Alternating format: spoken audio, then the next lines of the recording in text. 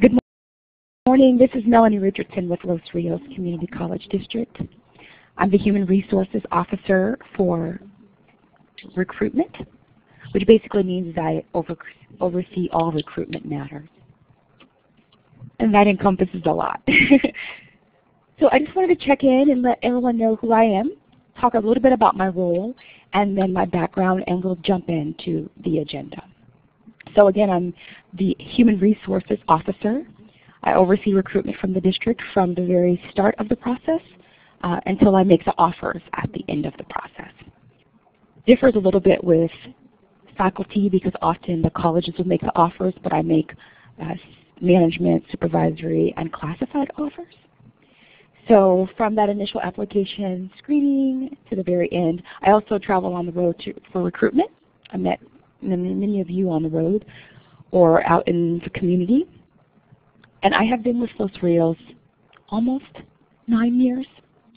And before that I worked for private industry and nonprofit in human resources and organization development, a lot of recruitment, a lot of training under my belt. So that's a little bit about me. Let me tell you why I'm doing this webinar. I can't even tell you how many people call me and ask the question, what am I doing wrong? Or perhaps they're frustrated and say, I don't know what to do. I've been trying to work with Los Rios. I've been trying to get on with Los Rios. I don't know what to do. I'm not having any success. I feel those calls all the time. I also feel calls that are, hey, can you give me some suggestions on what I can do to get ahead, or I haven't applied yet but I'm interested in this position. So the goal of the webinar is to grab everybody together, and I'll do this regularly, and share some advice. Because of my time constraints, I can't do this for every single person, although I've been trying to do that, and it's just, I think this will be more time efficient. So that's why we're doing this, to share some insight on Los Rios. In the chat box, do you all mind letting me know if you are external or internal? So do you already work for the organization, or are you an external applicant? From what I'm looking at, I think that you're all external, but, okay, Mary, all external, but I just want to double check. And I ask because we have internal applicants who call me with the same worries. I've been trying, I can't advance, I can't move from my current position, I don't feel like there's any growth opportunity, I feel like external folks are being hired all the time, so I hear it from both ends. So this is why we're having this webinar today. So the quick review of the agenda. There's recruitment hiring timeline I'd like to go over with you all, the online application process, what you should know, and then I'll open it up for questions. Let's go ahead and get started. Welcome, Pamela. So again, the agenda is the recruitment hiring timeline I'll go over in just a bit. Online application process, I will discuss all application types, classified, faculty, and management, which is also called administrative executive. On the what you should know, I want to give you some suggestions, best practice, the rules. I want to tell you some things that perhaps you don't know, especially if you're an external applicant and you don't know the way Los Rios works. Our colleges. So most of you all know who we are. We are the second largest community college in the state. However, not everyone knows about Los Rios. I have grown up in Sacramento, and I always thought of Los Rios as just colleges, but not a place for employment. So we're really trying to change that thinking and share with people that we're a great employer as well. I jotted some other points about Los Rios. We are serving a tremendous amount of students, nearly 80,000 students. Used to be 90, so we're building back up. We had that budget crisis. And then we have over 3,500 regular employees. We also have a number of contract employees, but I didn't mention them here.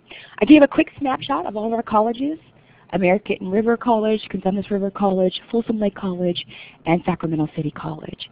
As you can see from the slides, they're all very different. We often tease that they're like children.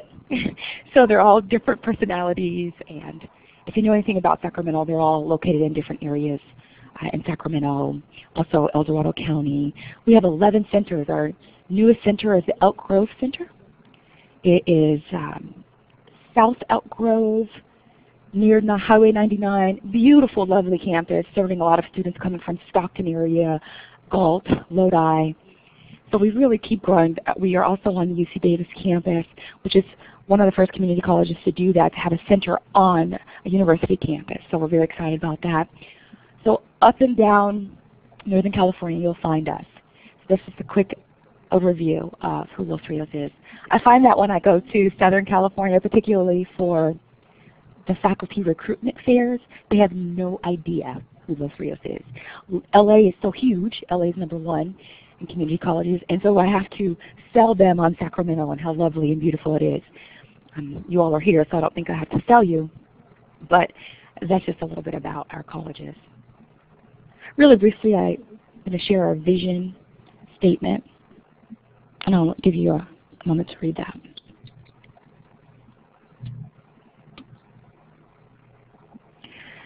We are committed without question to student success. It is why we all are here. It is what we work towards every day. I'm in human resources. I don't regularly work with students except for the students that work on my team, but I'm committed to student success. It's what we are about. So just wanted to share that, and you'll find that at each of our colleges and all of our centers. I just jotted a few more points about what we offer and what we provide. I think sometimes we only know the college that's closest to us or that perhaps we attended, but we are serving students and the community as a whole, and so I wanted to share these few points with you. I'm not huge on reading points because I know that we all can read, so I will allow you all to read and I'll just make a few points about it. Again, I talked about all the centers we have, but I wanted to bring attention to our certificates and our career and technical education programs. They're just incredible. For example, at American River College, our culinary program is renowned. I mean, we have a wonderful restaurant. You can't get a reservation to save your life. And we just have great success with the culinary program. So I don't know that everyone knows that, so I wanted to share a few of those things. Now let's get to the meat of it, the Los Rios recruitment and hiring timeline, the process, how it works. I failed to mention this, but if you have any questions, just go ahead and put them in the chat box. If you want to laugh at any of my jokes, just put ha-ha in the chat box. I appreciate that. So let's go ahead and move forward. The first step in the process is the online application submission. This is a critical point, and often I think where people are missing the mark and some things are not shared. It's a critical first step. We have 3 different types of applications. Administrative executive, aka management, classified, and faculty. We also have temporary classified and adjunct faculty positions, but you use either of those applications, classified or faculty. Let's see, oh, sorry guys. So there are 3 major types. You want to ensure that you are using the correct application for what you're interested in. And so that's the first step. The other things that I should share is that when we advertise a position, for classified positions, they are open for 15 business days. For faculty and management, they are open for 40 calendar days. So I often tell people, if you're interested in Los Rios, that you should be checking back at least weekly for all of our newly posted positions. So online application, I'm going to share some examples later on in the presentation. I hope that it works. I have them hyperlinked, and I noticed on the PowerPoint slide they weren't linking to that, so I might have to pull up a file and share them. But I gave you some sample. I want to give you some sample applications to show you what works and what doesn't work. The next part of the process is that the applications are screened for minimum qualifications. So this is my part. This is in our Human Resources office. From the date that it closes, the day after, we have 5 business days to clean that pool and to screen that pool. For example, when I say screen or clean, I mean that if you have submitted an application but you later emailed your transcript, my team will work on getting those things together before I can screen or someone else on the team screens. The classified, I screen management and faculty primarily. And that is something that we have to do. If you don't have your transcripts for faculty and management and some classified, you're automatically disqualified. It's a very good example of how people don't even get past the initial point because they haven't followed the instructions. So again, if there's certain things that we disqualify for immediately, transcripts or for an evaluation of transcripts, those are two major things. So we have 5 business days in human resources to clean up the pools, to screen them, to do our transfer process if necessary. And then our next step is that we release the qualified applicants to the college, the department specifically, to screen even further. At this point, if an applicant has not met the MQs, they are disqualified and they receive an email. You will know throughout the process where you stand. If the applicant has met MQs, minimum qualifications, then we move them forward to the college. And this is when the screening gets really, really detailed. I screen based on education and experience, or whatever that minimum qualification is. They're screening on additional things. Understanding and work with diversity, customer service, all of the things that are in the job posting. The job posting is the job description. It's critically important. And the screening criteria is only based on that. The committees aren't pulling things that they just happen to want to know or they thought about later. They can only use what's on the job description and the job posting. This is important because when you complete your application, you should be highlighting your experience as related to the job posting. What I find is a lot of people just use the same standard application and they apply for everything. It's not cookie cutter like that. It has to be individualized. So the next step, so we went online application submission, screened for minimum qualifications, screened in for campus review or disqualified, and next applicant is notified if disqualified or screened by committee. If you don't hear anything, that's a good thing. No news in this case is a good thing because that means that you're still under review. At that time, you're under review by committee. I just want to take a moment to ask everyone to mute their phones, *6. I'm hearing some audio. Thank you. I also have the ability to mute folks too, so please mute your phones if you can. Thank you. Okay, so we are at the screened by committee. So again, the committee often made up of 5+ employees from different departments.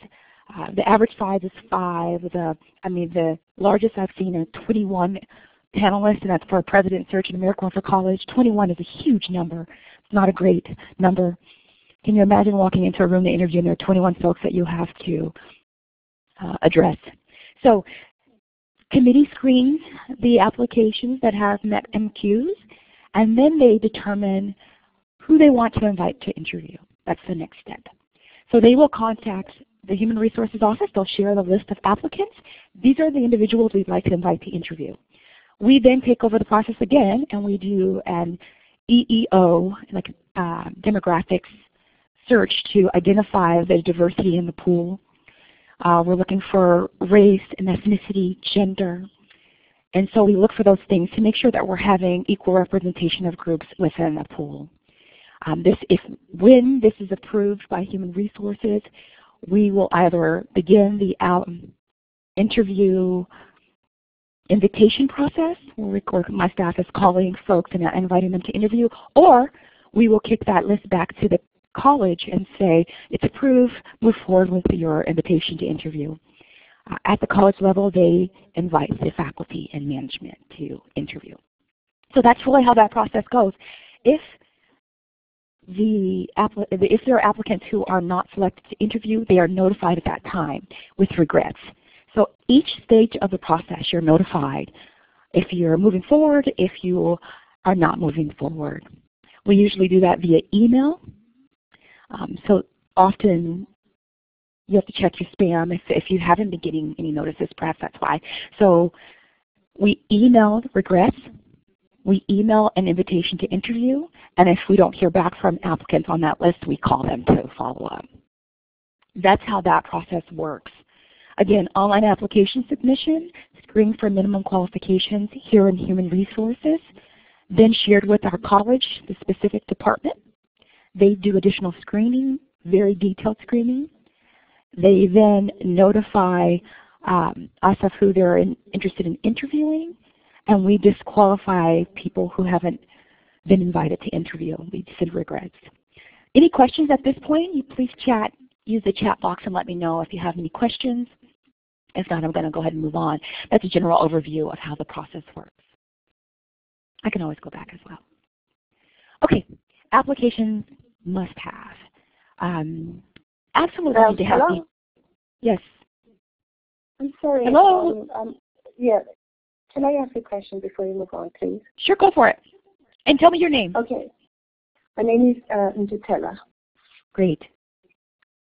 I have a question just concerning the selection criteria, or the process rather.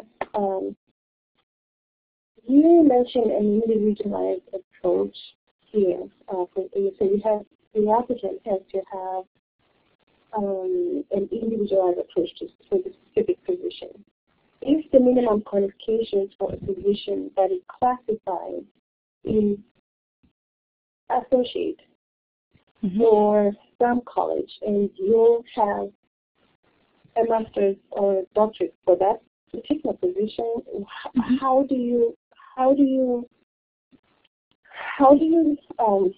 craft your minimum qualifications? Do you drop the PhD, drop the master's, and remain with maybe? And what gets you to be selected for an interview? Okay, let me see if I understand your question, and I'll answer it. I heard you ask that if you are applying for a classified position, and a part of the MQs is that you should have some college or an associate's degree, or even let's just say a bachelor's degree, and then you have a master's degree. Yes. So if you have a degree higher than what we're asked, then you automatically meet that MQ for education. The caveat to that is some positions are very specific.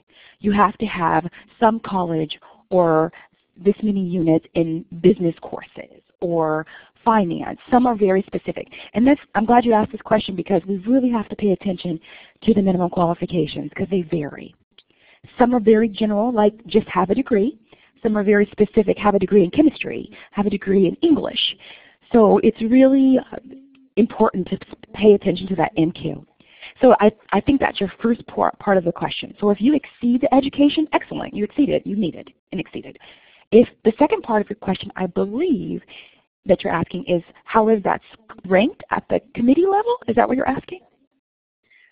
Yes. How does that end? How do you then end up with a regret? Ask that last part again. How do you then end up with a rejection letter if you've met and exceeded the MQ?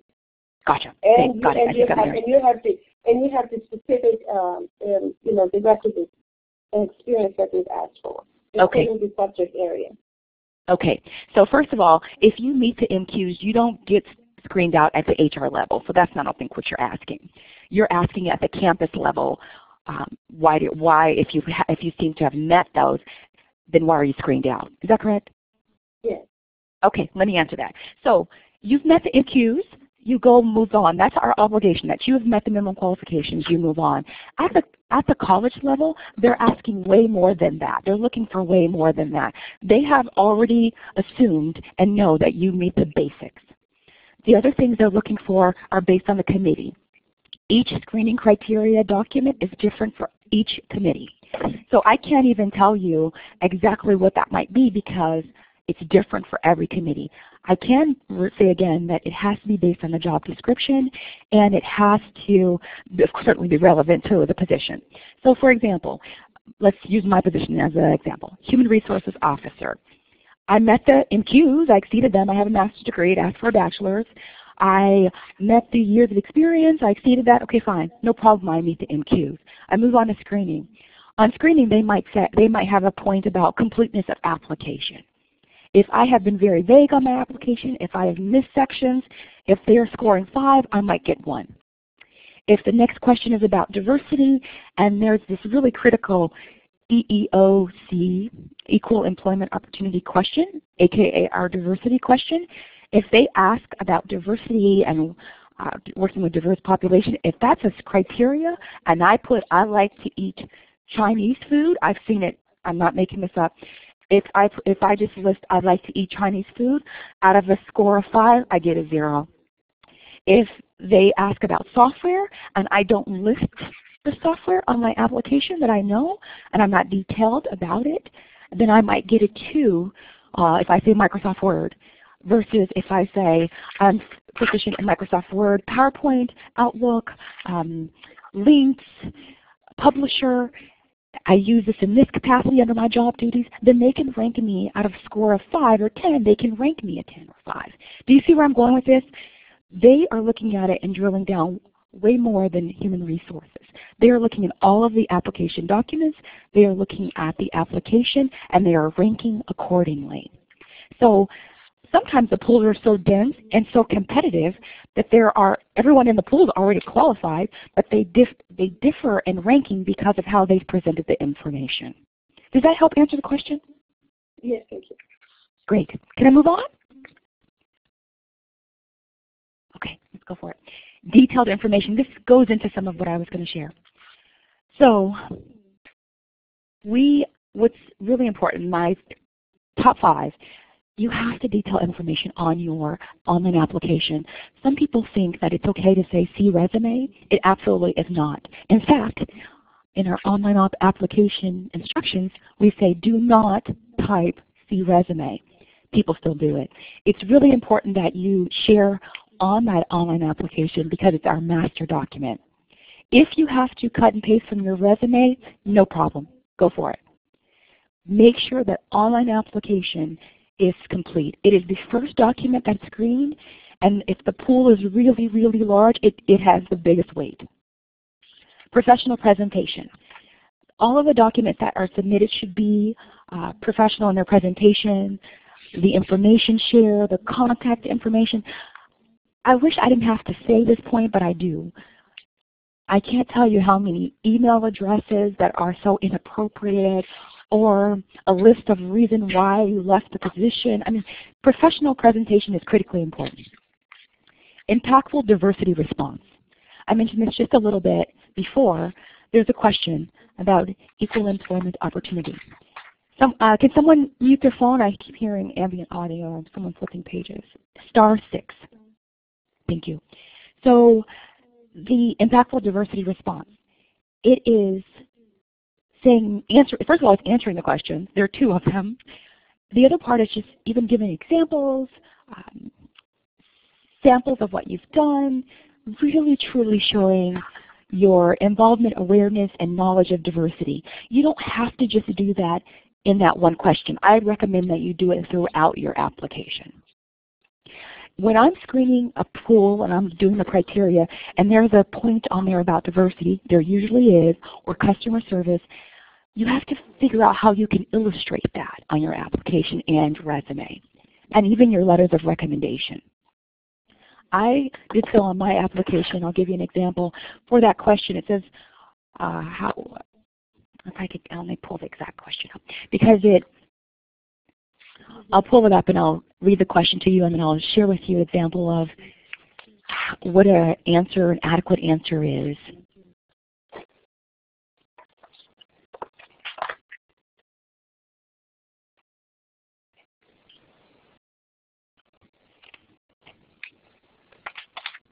Okay, so and again, giving attention to this question because it's always going to be criteria primarily. It's hugely important to Los Rios, and it will also be an application or an interview question.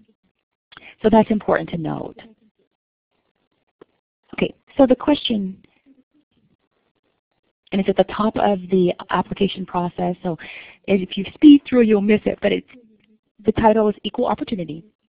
As an equal opportunity employer with a diverse staff and student population, the Los Rios Community College District is committed to creating an inclusive and effective teaching and working environment for all. What contributions are you most proud of that exemplify your awareness, and sensitivity towards promoting an inclusionary environment. Question number 1, that is, what have you learned working with diverse populations? Question number 2, truly answer those questions. Talk about programs that you've been involved with. Talk about the work that you've done even in community, your outreach. You can give an example that answers the question. That's always a good way to do that. What have you learned working with diverse populations? I've learned that I will treat individuals with respect despite their differences from me. I've learned that it's important that I suppress my biases because we all have them. I've learned that it is an ongoing learning process, learning cultures and language and differences. I mean, really answer that question. That makes a difference. If you have scored high on all of the other criteria, but you have not adequately answered this section or addressed diversity in your application, you can get a 0. A 0 harms you no matter how well you've done in other areas. So that's just an example, one example of what I mean about impactful diversity response. Can someone please mute their phone? *6, I hear some audio. Number 4, position-specific experience. I have people call all the time. That say, I just don't understand. I have applied to Los Rios so many times, and I don't get a job. I don't get an interview. I just don't understand. And then I look them up. Oh, sure, no problem. Let me help you with that. Let me look at your history. 62 positions they've applied for. You aren't adequately qualified for 62 positions, nor are you competitive for 62 different positions. It is important to not just apply to apply. It's important to apply to what you are qualified and competitive to do and competitive in your presentation. So the first thing I say to them is, I see that you've applied 62 times, and there are all types of positions. So we need to really narrow down what your educational background is, how you've been prepared academically, what your professional experience is. I would not apply to 62 different positions. I'm not competitive for 62 different positions. I am going to get my feelings hurt if I apply to 62 different positions. So I can't say that enough. I can't stress that enough, that you have to really apply to what you can do, what you have done, and what you can do well, or what's the next step for you. And be specific when you share your experience. When I applied for this human resources officer position, I share that so many years of my experience has been built up to this. My work with training, my work with recruitment, my work with community agencies, my work with off-the-grid advertising for hard to fill. I shared what was critically important to this position and what I've actually done. Number 5, accurate and current information. So here's the other flip side. Don't share things that you didn't do. Really share what was accurate, and make sure to keep that information current. Update your application, your online application. Don't just use the same stale application every single submission. And I see it happen. I see people who just click, click, click, click, click, and apply. Click, click, click, apply. And that is not specific enough, that is not tailored enough, and it's not competitive. Any questions about this? Okay, if not, I'll move on. Now here are my examples of online applications, and here's my concern. It's not letting me hyperlink. So let me see if I can. I'm going to try to share the document with each of you all so you can see them as I go through them. And please either say you can see them or chat once I tell you. The first one I'm going to open is a classified application, and I'm going to share it through a transfer. Please let me know if you see the sample classified application.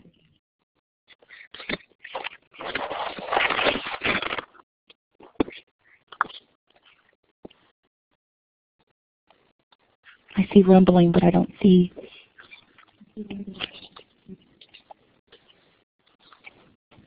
anything else.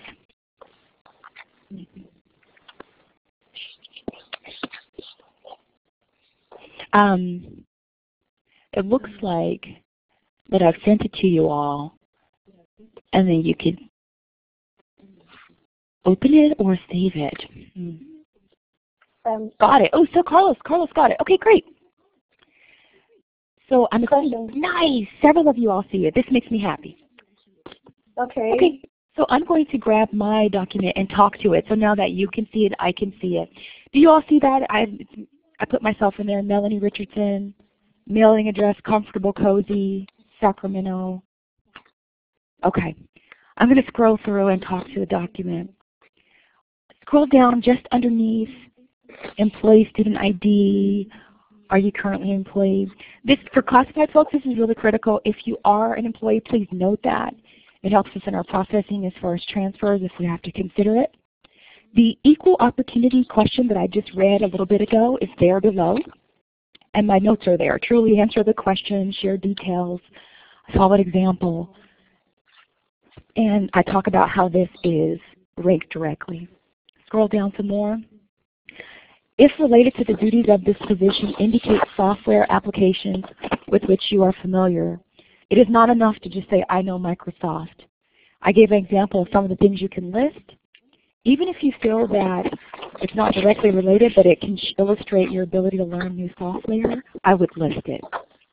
My example is People Admin, PeopleSoft, Microsoft Office, and then in parentheses, I list several different programs.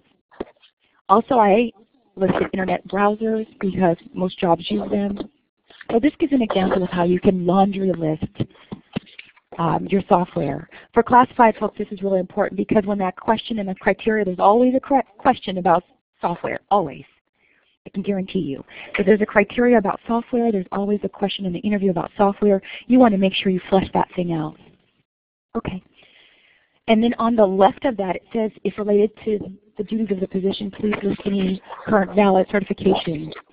This is really important. I see this often with IT-related positions and some other positions that have industry-specific certifications. If it's there, list it. It makes you more competitive.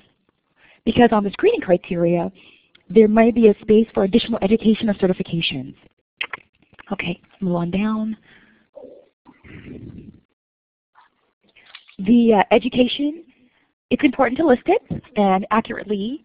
I said here, course of study, everything, that I got a lot of units, but you should actually put a number. You can find it in your transcript. The degree type. Let me tell you what I often see on faculty management and classified. That last box that's empty, it says, if not completed, expected completion date. Most applicants put their completion date. That's not what it asks for.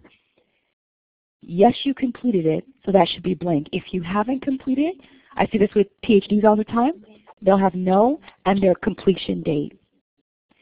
When I talked about just making sure that your application is complete, accurate, and professional, small things like this matter. You don't want to put a question in the committee's mind at all on if you completed your degree or not. If you said yes, but then you give a completion date, if it's a future completion date, then that's very confusing. If it's a previous one, we're like, oh, well, they must have completed. They shouldn't have put anything. Moving down. If you have multiple degrees, please list them all. I list certificates here as well. College coursework, if you haven't completed a degree, absolutely still list the number of units you've completed, particularly for classified. There are some positions where we calculate units, and you can qualify based on the units you've taken. So please detail that. Moving down to employment experience. For classified positions, this is critically important. You get this space of duties performed where you can really flesh things out. Before I get to that, make sure the application portion of this is complete. The company name, city, everything, particularly the hours and the number of months worked. A lot of the classified positions are calculated by the number of hours worked and the months. If it's blank, we can't calculate it. If we need 24 months and we need to know if it's full-time, if it's 30 hours, we have a calculation. If it's 20, if it's 12, if you put nothing, we don't count it at all. We make no assumptions. I find a lot of classified applicants get really frustrated. Well, didn't you see my application? Clearly I have the experience. I don't know if you worked 2 hours for 2 months. I don't know if you worked 20 hours for 40 months. You haven't told us anything. And especially if you don't put any employment dates, I can't even help you with that. Underneath that, contact information is critically important. When I call for references before offering a job, I consult the application and I contact these folks. Duties performed. This is so important. Let me just share, I have screened out people from custodian positions who have applied for the position and never mentioned cleaning at all. So the job description talks about sweeping, mopping, upkeep of lawns, light mixing of chemicals. They don't mention cleaning at all. I screen them out completely. You have to tell us what you have done. We make no assumptions. So I give an example here, responsibilities include, and then just detail it out. Cut this and paste from your resume. It's no problem. The more detail, the better. Okay? Reasons for leaving. Please, please don't share negative information in this portion. I have seen some things I won't even tell you. On this one I put, who can afford to live in the Bay Area, which is true. But don't share negative information. I've seen the application before. It says, why don't you give me a call, I'll talk to you about it. Okay, red flag. Those are the kind of things you just don't share. Professional advancement, period. Leave it alone. Move on. If you're currently employed, reason for leaving, I'm currently employed. Move on. Okay, so that is in a nutshell what the classified application looks like. Let's go ahead and look at faculty application. Do you all see that? I shared that. Let's see if you see that, the faculty application.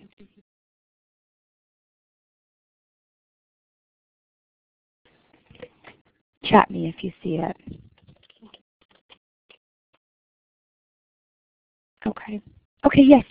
Okay, so let me pull that one up and we'll walk through the faculty application. Thanks so much for chatting. I appreciate it. It helps me because I don't feel so lonely. Okay, so let's see here. Faculty application. Okay, so for faculty application, very similar. You want to make sure that you're completing this section. I gave a more solid example on this application of what a diversity response is, an equal opportunity. I actually copied it from my statement. I talk about my experience. I've learned that defining and acknowledging diversity in regards to recognizing and understanding individuals, blah, blah, blah, blah. I am fortunate to work with diverse professional environments my entire career, and then I detail that. And then finally, I am most proud of my ability to meet individuals where they are. So then I answer that last question. I am wordy, so I don't suggest that you have to be as wordy as I am. In fact, my real statement is even longer. I had to cut it down. It's critically important to me. And so I spend the time on it. And when I'm ranked on it, I'm certain that I've answered the question and I've done my due diligence. So that's what I'm suggesting that each of us do. Let's see here. Going down to education. So then I listed degrees and so forth and so on. Again, if you don't have a minor, for my graduate degree, I don't have a minor, then I don't list it. For my undergraduate degree, I had a minor, so I listed it. So make sure that you are completing that. This really helps with faculty recruitment because if you are applying to a chemistry pool, but your major was not necessarily chemistry, but your minor was chemistry, that might help us if you have to go through for an equivalency review. So make sure you complete that information. Down below, teaching experience.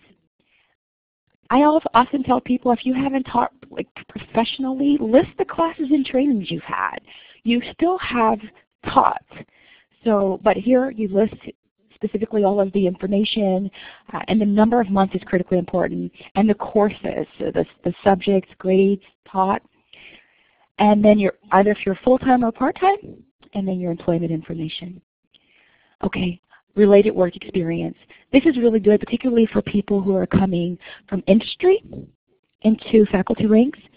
Then detail your experience as how it relates to courses. So for example, I'll use myself again as an example. With my graduate degree, I can apply to adjunct pools to teach business. If I have taught business before, certainly I'm going to list that under classes taught. But if I am a business owner or hold a position in a corporation that speaks to that teaching, then I will list that as related experience so that it can be considered. Another example, I was recruiting for visual and performing arts, film making. Most of the applicants in that pool had a lot of related work experience because they were live, working every day, producers, directors, camera workers, things like that. So they had a lot of industry experience and maybe very little, if any, professional teaching experience. So they were heavy on related work experience. Share it all. With the faculty application, this is really helpful. Okay, this last section, additional information, is really the bread and butter of the faculty application. Classified applications allow you to have a duties performed. Management applications ask you a specific set of supplemental questions. Faculty applications, where you can really set yourself apart, is by listing and responding to these additional information sections. I have given an example. So it talks about your college, professional, community activities, and honors. And I said to use this area to share things from your resume or CV. Really flush this out. Committees are critically important. Shared governance is important. Campus service is important. So if you can illustrate your involvement with committees and organization and community outreach, completely speaks to that interest. And often that's a criteria. And then let's talk again about diversity. If you have worked with programs that are established to increase diversity with students, let's give an example, Puente or DOP Scholars, Emoja. If you worked with any of these programs, list them, because when they are looking for your diversity involvement awareness on that criteria, they can find it here at the top. They can find it throughout your application. The right-hand side of that, other skills and specialized training, be really detailed on this section. D2L is our learning system for college and faculty. At ARC we have Socrates. There are different programs. Note all of them. You really want to show your ability to use different programs. I put everything because this is a portion of the application where you can really set yourself apart. Most applicants don't put much here, if anything. So they miss a very good opportunity to really share more. And again, you can cut and paste from your CV or resume, curriculum vitae or resume. Last thing, references. Go ahead and list your references here. The faculty application is different in that it's not asking you for supervisors or managers for each job, but instead a list of references. So make sure that you are getting approval before you share their information and that they would be ready to give references if needed. And I would complete all three. Sometimes I see it's sloppy, it's only one or two. Make sure you complete all three. Any questions on the faculty application before I upload the management? Okay.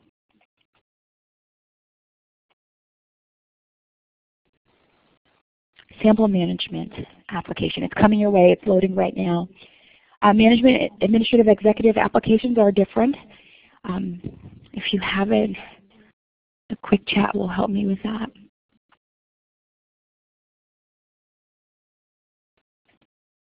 I'm going to open it up.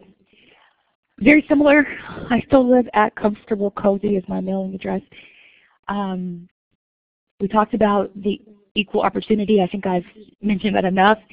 Education, detailing everything that you have. And this is the portion for education that I really wanted to point out. Excuse me. Current and prior employment. I may have the wrong application open. Hold on. No, administrative application. Yeah. Current and prior employment. This, very much like the classified application, allows you to give detail and do just that. Also share all of the information that we're asking. Reason for leaving, company closed during economic downturn. We've seen so much of that. So you can share that type of thing, but not because the CEO was really not nice and we used to fuss in the lunchroom. Please don't share that kind of detail. So complete that for all of the relevant experience. I would suggest not missing time frames or dates if you can help it, and then professional references. Now let's get to the bread and butter. For management, executive, administrative, executive positions, the additional information section, critically important. It is the part where you can really, really stand out and score very high on the screening criteria. Not enough applicants complete this section. I beg your pardon because I should have given you some examples, more solid examples, and I promise I could still do that later. But you need to, the first question, describe your instruction and or student services leadership experience. If you don't come from education, this might be thin for you, but think about where you have had this type of experience and then flush that thing out. If you have been involved in community organizations that service students, if you have volunteered for organizations that do this, if you have sat on boards or committees, flush that thing out. The next question, describe your recruitment, selection, supervision, evaluation of staff experience. Hit all of these points if they're applicable. If you and your management responsibilities oversaw recruitment and hiring of staff, and then the training and supervision of them, evaluations, mention each of those things specifically. The number of staff, the departments that you've managed, the scope and role that you had in each of those things. Also do it for all of the positions. It's okay to be redundant, or you may say a combined 15 combined years of supervising staff, this number approximately to 25 people over the course of 5 years or however many. Numbers are really important. And as I say that, I want to mention, describe your budget development and administration, facilities utilization experience. Each of those points mentioned. I've managed a budget of $2 million when I was CEO at this particular company. I reported directly to our shareholders. I also controlled or oversaw budgets for other departments and give numbers, share information, detail. The administration of things. So you talk about the administration of the budget, or if you had experience assigning budget or requesting funds, grants, all of that. The facilities utilization. This is really important because if we think of management, I'll give an example of a dean position. A huge part of their role is to meet the needs of faculty, which includes requests for meeting space, classroom. They have to work with faculty, FTE, so full-time equivalency hours. So they're having a lot of responsibility as far as managing people, spaces, and equipment. If you have any of that experience, you need to really detail that information there. Professional, academic, community organizations and activities. Here's also where you list your board involvement, your volunteer involvement, your outreach, even in your own college campus or company, if you sat on committees, this is where you really list this. Let me give you an example. When I was working on the bios for the president search for one of our colleges, one of the applicants did an extraordinary job at this section. I mean, he just sat on so many boards. He didn't just say I was a board member. He listed if he were the president, if he was a treasurer, where they were located, the scope of that board. I mean, he really detailed that out. And it also led to his experience with outside organizations, his leadership abilities. So if I'm on the committee and I am screening for my criteria as leadership roles or ability, demonstrated leadership with facility management, equipment, budget, I can see all of that from this section. This is the bread and butter of the management application. If you are interested in a dean, associate vice chancellor, any of those, vice president, any of those positions, you really have to flesh this section out. And again, you can copy from your CV or your resume. Any questions about this? Okay. I warned you all earlier that I'm long-winded, so let me move on because I have a few more slides, but the applications are so important. Okay, so let's get off of those. However you see those, you can just close those, and I'm going to move back through my slides. A quick thing about the documents for applications, follow the instructions. If we're asking you for an evaluation transcript and you obtain your degrees outside of the U.S., you need to have that. Give us that. If we're asking for 2 letters of recommendation, give us that. Options for attaching. You can attach yourself. You can email hr@losrios.edu. We can attach for you. Or you can bring it in or mail it. So you have several different options. You could fax it as well. We have an electronic fax. So if you fax it, it comes to our email. All of that information is online. You certainly have to tell us who you are and what you want us to do with it. Replace it, it's new, update my application. That's my next point. You can update your application and attach documents until the position closes. If you're in adjunct pools or temporary pools, you can do it year-round. It's open continuously. To refresh your application, you log in, you manage application, edit application, make your changes and save them. Then you email us, hr@losrios.edu, and you simply share your first and last name and the application you're referring to and ask us to refresh it. So your documents are critically important. They make you more competitive. I hear people all the time, they say, well, do I really have to give 2 letters?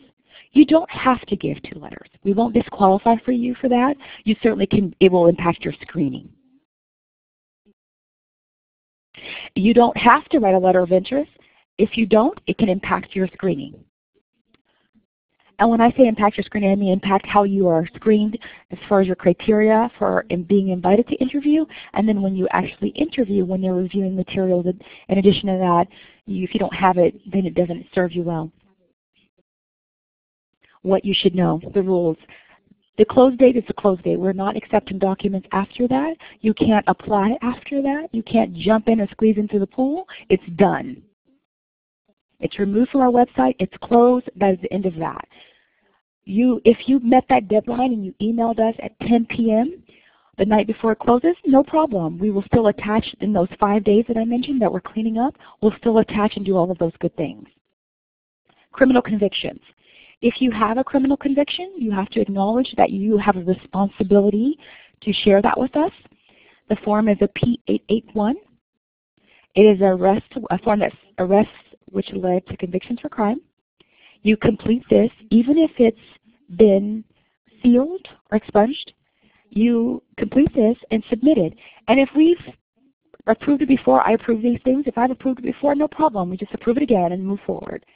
If there is a felony conviction, I have to do an evaluation on felony convictions and sex and drug-related crimes, misdemeanor or felony for those things. So this is a necessary thing. We have to do it with all applicants. We are an educational institution. We will not move you forward if you have not been cleared for your criminal convictions. Employee transfers. Really briefly, this is a process that we have for employees if they have applied with external applicant pools. Classified. If I'm a classified employee and I apply to a position that is a lateral transfer, I'm an AA, administrative assistant. I'm applying for another AA position. I apply with everyone else, and when the position closes, my name as a lateral transfer will be shared first with the committee for consideration and an interview. They can either select me or ask me to get it back into the external pool and screen the entire pool. It is a contractual obligation we have with that unit. We do it for each of the positions where there are lateral transfers. And I can't tell you a percentage of how many times the pool goes back out. More often than not, they go back out and get to see the entire pool. For faculty, the college can say yes or no, we will accept a transfer. If they say no, I don't even consider it. The people, if they're employees, they have to apply with everyone else. They get no other consideration. If they say yes, then I send out a transfer notice to everyone at that level in that discipline. If it's a chemistry faculty position, I send it to all of the chemistry faculty in Los Rios. I give them 7 business days to submit a transfer request to share with the college. This all happens while the position is posted. It does not stop the process. The college can say, yes, I want to consider them, or no, I don't want to. For management positions, For each management position, I notify all current managers at that level. I just had an associate vice president of instruction. I had to email every associate vice president about the opportunity. They have the same length of time, 7 days, to submit a transfer form that says, hey, I'm interested in this. And the college can say yes or no that they're interested. Typically, colleges don't accept management transfers, as it's been my experience. They want to see the entire pool. They can certainly do that. They can certainly interview a management transfer and take that person and offer them a position, or they can see the external pool. So those are a real brief overview of employee transfers. For external people, I want you to know that this process is contractual and it does not typically impact our pools, so don't feel like it's something that's against external applicants. My time's running out, so I'm going to rush through. Best practice, what works? I told you really all of this already.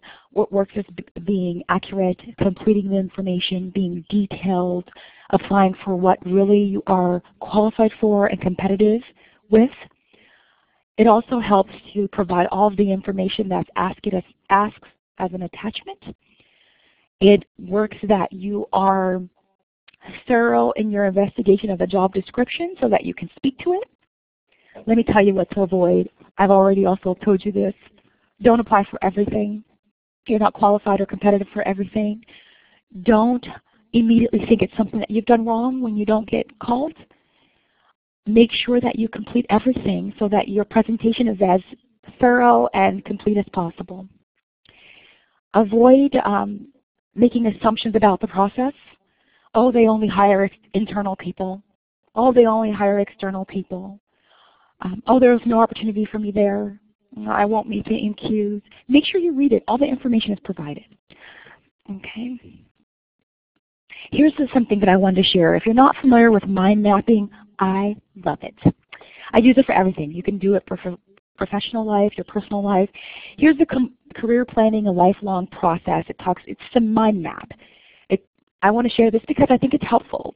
You can identify these things and help you maybe identify what positions are appropriate for you, what path you'd like to take. You can find mind mapping documents and templates all over the web. I suggest you use this tool. It's very helpful to me. I do it all the time, and I just want to share that. Let's see. Questions, your turn. I gave you all of 1 minute. Please chat it in the box or open up your mic and ask. Hi, Melanie. This is Ed Calder. Hi, Ed. Melanie, this is Ed Calder. Yes, I hear you, Ed. This was extremely helpful. You've done a fantastic job. For someone who is in the corporate training world and like quite a few positions, I have had a chance to see some of the gaps you spoke about this morning in regards to being a little more detailed and fleshing things out and unpacking. Those things were extremely helpful. Great. So I thank you for that. You're welcome. Thank you, Ed. I appreciate the feedback. Hey, Melanie, it's Henry. Anyone else have a question? Henry. Okay, hi, Henry. Yeah, about the faculty positions. How close do you want the job description to reflect in the resume or the CV? Do you want word for word, or should you use your own words, or how close do you want it to be? Henry, thanks for that question. I would say, definitely I wouldn't suggest word for word. I would incorporate it as it's applicable to the job she's done. Yeah. So if one of the things is, let me think, for chemistry, let me just do for human resources. It was a training. There's a huge training component or outreach. I wouldn't just say exactly the way they said it, training, outreach, blah, blah, blah. I would say my experience in training at this organization, this organization, this organization, because I've hit several points of my experience and I can adequately be scored on that. Right. Yes, so please incorporate it. Don't do it word for word, but incorporate it in the positions that you've taught or had. All right, thank you so much. It's so very helpful. Melanie. You're welcome. Oh, great, great. Melanie? Yes. My name is Lindelwa.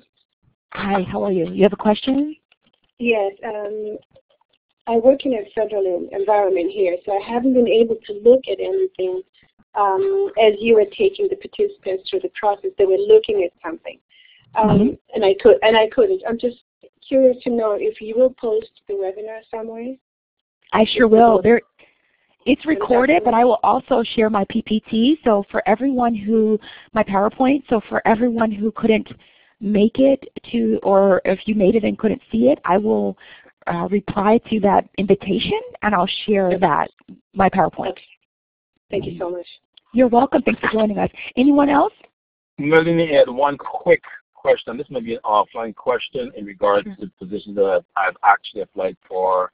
I received a response on one of the senior management ones, but I've never received a response on the others. And so maybe there's something I might have done wrong, but maybe that's an offline. You know what, Ed, what I'll do is, please do follow up with me about that, and then I'll go through your job history and just look at all of it. Great. Thank you so much, Melanie. Absolutely. Well, thank you all. I want to tell you all, you guys have been my guinea pig group for this new series of, of webinars, because I wanted to answer and speak to a lot of things that I hear all the time. And so I really, truly, truly appreciate you all joining me for this time. And if you have any other questions, you can email me. And again, I will share my PowerPoint, and then I will also share a recording of this webinar. Thank you so much. Thank you so much. Melanie, you're not long-winded at all. You're very good. We appreciate that. Thank you so much. Tell my husband. Yes. Okay. Take care, everyone. Bye-bye. Goodbye. Bye-bye.